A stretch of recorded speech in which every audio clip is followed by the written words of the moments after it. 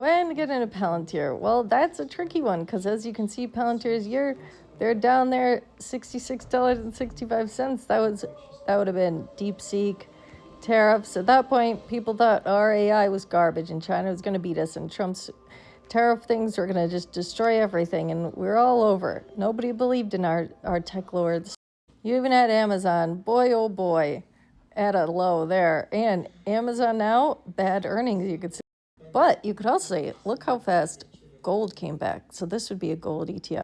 And I would call this a lazy person's investment options. These would be not things you need to be in every single one of these. You don't have to be in any of these, to be honest. But see, on this side here, you would have our tech lords, your Google, your Microsoft, your Meta. So you could wait for things. Like, let's say Google has a lawsuit. They get sued by all of Europe. That happens all the time. Google lawsuits. But Google, in the long run, we know everything they're doing. The autonomous vehicles with Google is going to be huge. Tesla's autonomous vehicles are going to be huge. I think autonomous vehicles are going to be very important to our tech lords. Apple, I'm not the biggest fan of Apple. But then Tim comes out and says something about investment. We will make the investment to do it. And Tim recently invested in rare earth, MP material. And I do not have MP in here. I should. I got to put that in. MP, USAR, NB. I have UUU. This is not totally done. But if you have Apple, Apple's not ever going to go down. He'll end up doing stuff. That's for sure. And then Oracle, Larry Ellison. If something happened to Larry Ellison, if something happened to Zuck, Lizard King, Jadman, Billy Boy, I don't know, that would drop their shit. And I would question how their shit would come back without them. But Billy Boy claims he's not really involved in Microsoft. I don't technically believe that.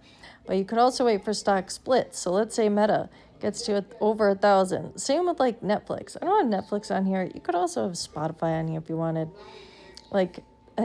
Our big guys could all fall into there. But a stock split, then you would have, you had a share of Meta, then you could end up like with 10. NVIDIA did that.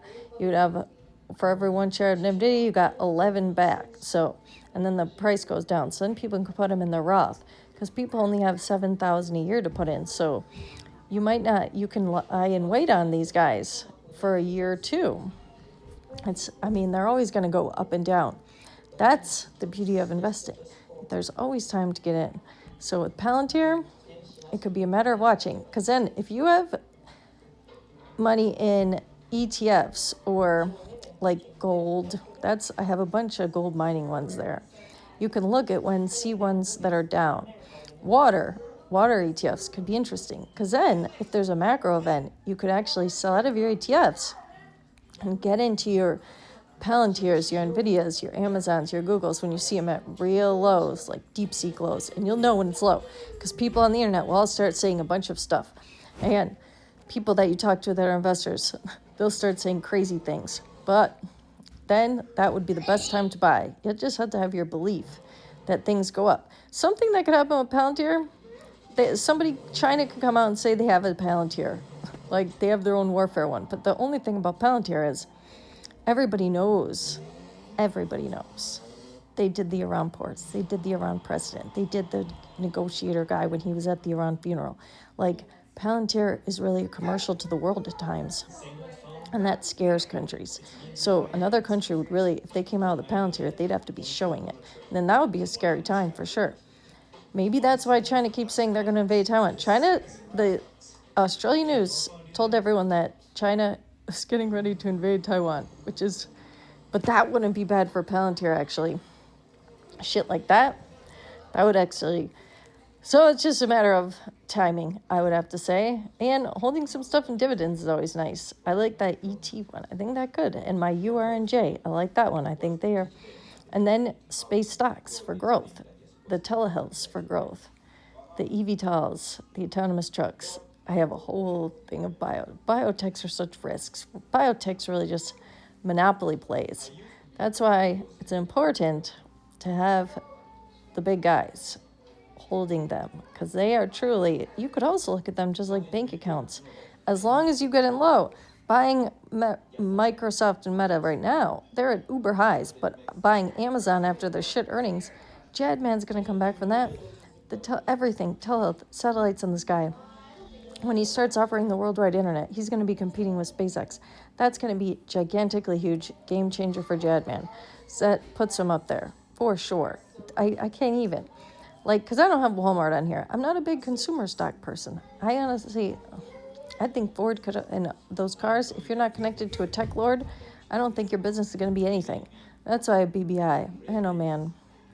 BBI can pull something.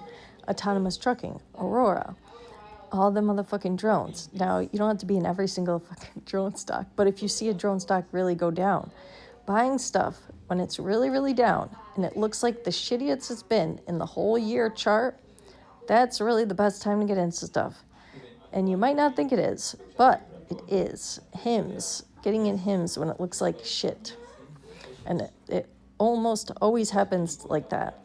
But then the main trick when everything's down. And I think these mining stocks and nuclear, obviously. But that would be the trick when things are low, low, low, and having the faith. They will rise, rise, rise again.